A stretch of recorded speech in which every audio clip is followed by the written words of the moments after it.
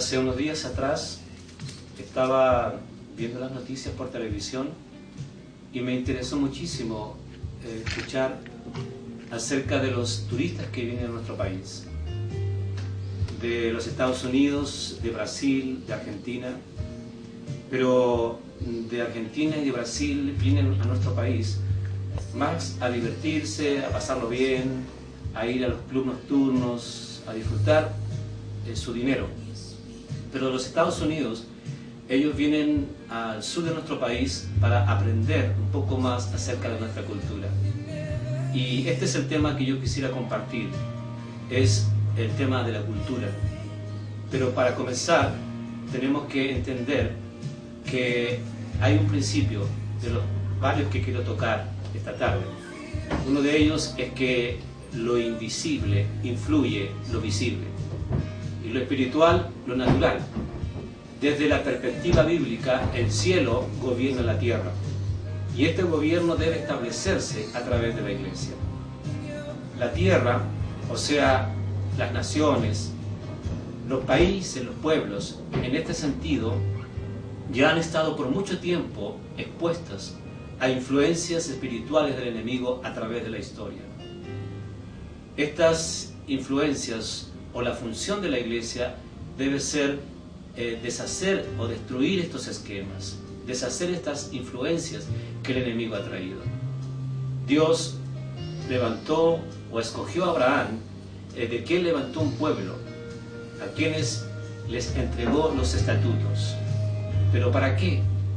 Para que estos principios normen su forma de pensar y estilo de vida.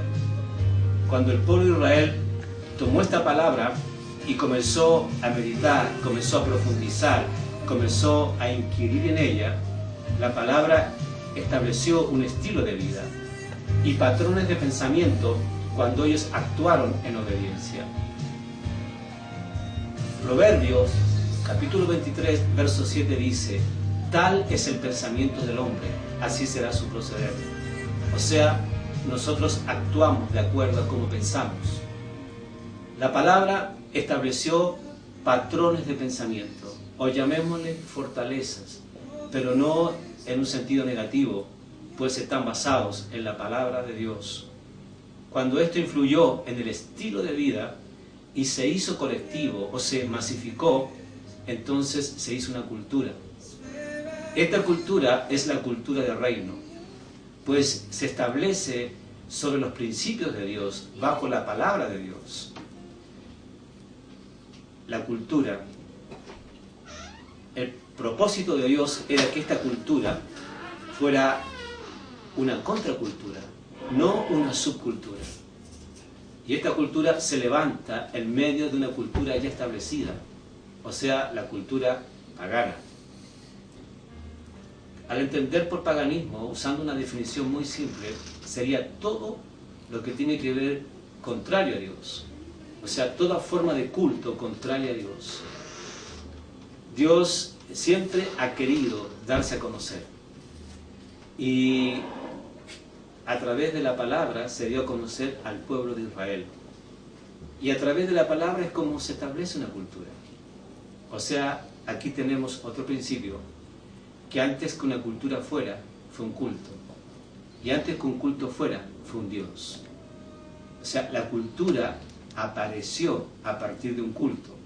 Y el culto estaba enfocado hacia una deidad. Este es el patrón para todas las culturas. Cuando hablamos de cultura, estamos hablando de una forma de pensar, de un estilo de vida y de una forma de actuar. Cuando vamos a la historia, a las civilizaciones antiguas que marcaron en un sentido ideológico a las civilizaciones actuales, como la egipcia, como la griega, como la romana, culturas que se establecieron alrededor de un culto a una deidad. O sea, estamos hablando de idolatría. Estas deidades, al ser seres espirituales, estamos hablando del enemigo, estamos hablando de toda jerarquía espiritual del enemigo. Empezaron a traer pautas de forma de pensar, pautas de estilo de vida al pueblo que le adoraba. O sea, en un sentido, todo tiene que ver con la adoración. Aquí comienza todo. Y aquí tenemos otro principio, la adoración. ¿Qué es adorar? Adorar es someter a quien adoras lo que eres, lo que tienes y lo que representas. Quiero repetir esto. ¿Qué es adorar? Adorar sería someter a quien adoras lo que eres, lo que tienes y lo que representas. Esto lo sabía Satanás. En Mateo capítulo 4, verso 9, dice, cuando Satanás tienta a Jesús y le dice, todo esto te daré si postrado me adorares. Porque adorar es rendición. Adorar tiene que ver con autoridad, con poder. A quien obedeces le otorgas poder y le otorgas autoridad. Adoración, entonces, decimos que establece autoridad y establece poder. Por eso cuando Adán obedeció a Satanás, le entregó el poder y la autoridad sobre la tierra. Porque decíamos que a quien obedeces, tú le entregas autoridad y poder. Entonces, la adoración establece autoridad y establece poder. La adoración es de abajo hacia arriba. Isaías 14 y Ezequiel 28 nos hablan desde donde Luzbel llevaba la adoración a Dios, desde abajo hacia arriba. Satanás dice en un momento, seré semejante al Altísimo. Él declara ser semejante al Altísimo. Y en Isaías 14:14 dice, y seré semejante al Altísimo. Y para esto él establece una estrategia que se le llama contrataciones. Por eso la palabra dice, por la multitud de tus contrataciones. Dice Ezequiel 28, verso 16, dice, por la iniquidad, por la multitud de tus contrataciones. Dice Ezequiel 28, 18, dice, por las muchas contrataciones. Estoy un poco parafraseando lo que dice el pasaje. ¿Y qué es una contratación? Una contratación es una campaña política. Pues Satanás fue ganando adeptos uno a uno y le vendió la idea a aquellos sobre los cuales tenía autoridad. Un tercio de las huestes angelicales, quienes operaban, quienes trabajaban en todo lo relacionado al culto a Dios. Entonces, cuando establece la autoridad sobre ellos, desarrolla la estrategia, y una vez que ellos le adoran, entonces le ceden autoridad. Dice Apocalipsis capítulo 12, verso 4, que Satanás arrastró la tercera parte de las estrellas. Él sabía que él no podía usurpar ni bajar a Dios de su trono, pero él dice, sobre las alturas de las nubes subiré. Isaías 14, 14.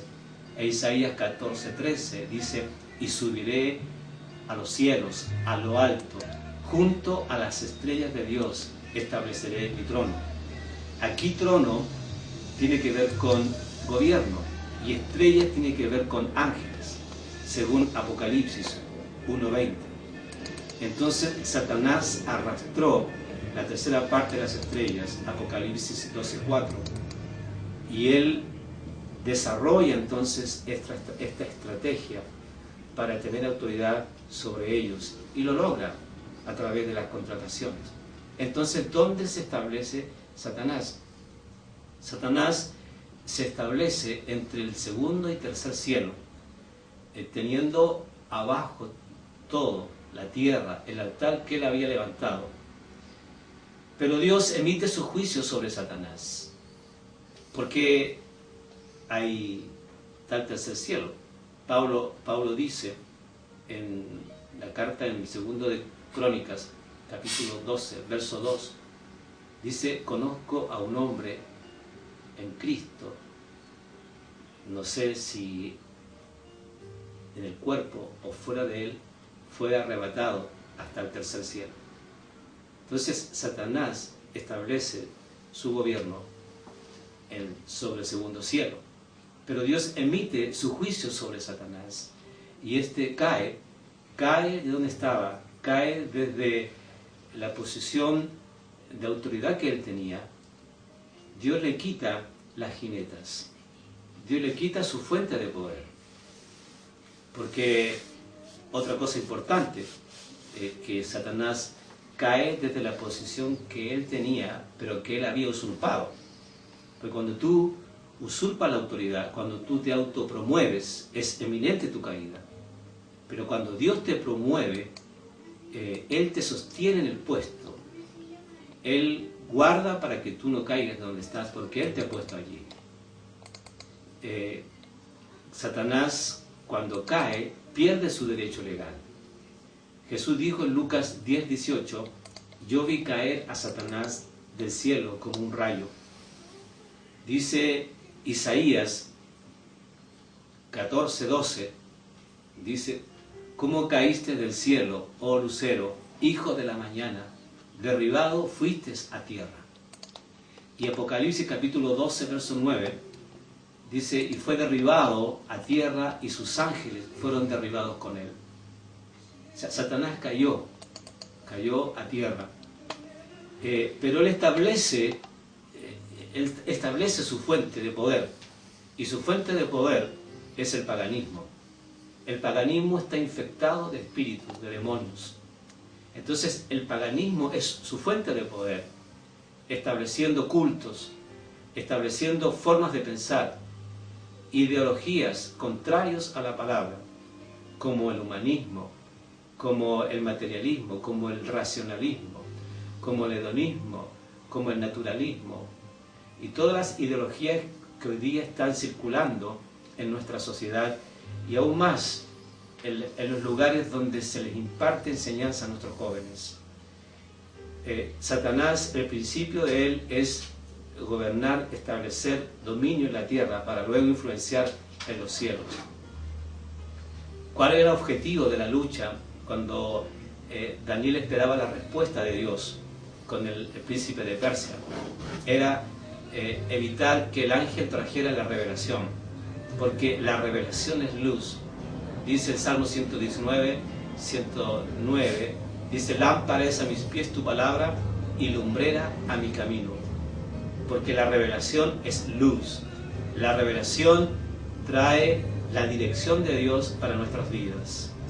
Espero haber compartido algo que te haya ayudado a entender acerca de esto tan importante que tiene que ver de alguna manera con nuestras naciones, que son las culturas.